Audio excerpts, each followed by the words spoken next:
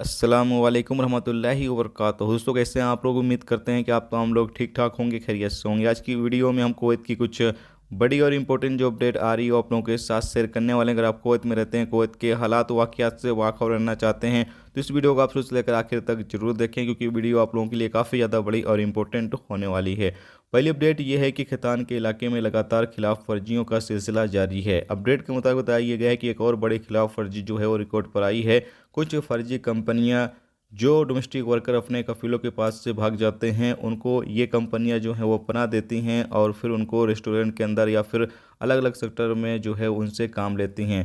Update के मुताबिक आगे बताया गया है कि अभी हाल ही में एक चेकिंग जो है वो खैतान के इलाके में की गई और इस चेकिंग के दौरान एक घर के अंदर दर्जनों वर्करों को जो है वो गिरफ्तार किया गया है, क्योंकि ये वर्कर बिना लाइसेंस के पब्लिक प्लेस में खाना बेच रहे थे और साथ में जो मिनिस्ट्री ऑफ हेल्थ के रूल्स रेगुलेशंस होते हैं उसकी पाबंदी नहीं कर रहे थे, जिसकी वजह से इन तमाम वर्करों को जो है वो गिरफ्तार कर लिया गया है।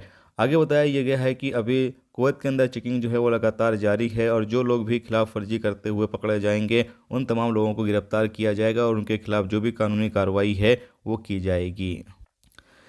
इसके साथ ही अगली अपडेट ये है कि अहमदी सिक्योरिटी फोर्स ने वफरा के इलाके में एक घर के अंदर शराब तैयार करने के आरोप में 2 इंडियन लोगों को गिरफ्तार किया है। वफरा के इलाके में जो पुलिस है वो चेकिंग कर रही थी और चेकिंग के दौरान एक गली में एक गाड़ी खड़ी थी और गाड़ी के ऊपर इन पुलिस वालों को जो है वो शक हुआ। जब ये लोग गाड़ी की तरफ बढ़ने लगे तो उसके अंदर 2 इंडियन लोग जो है वो बैठे हुए थे, तो वो लोग वहाँ से भागने की कोशिश की और उनका पीछा कर कर पुलिस वालों ने उनको गिरफ्तार कर लिया। अपडेट के मुताबिक बताया यह गया है कि उनसे पूछताछ की गई और पूछताछ के दौरान उन्होंने ये कबूल किया कि ये जो शराब वो लोग तैयार किए हुए थे उसको अलग अलग जगह पर बेचने के लिए निकले हुए थे और टोटल 400 शराब की बोतलें जो हैं वो जब्त की गई गाड़ी से और इंडियन लोगों को जो है वो गिरफ्तार कर लिया गया और उनके खिलाफ जो भी कानूनी कार्रवाई है वो की जाएगी। उसके बाद उनको कुवैत से डिपोर्ट कर दिया जाएगा, दोबारा कुवैत आने पर पाबंदी लगा दी जाएगी।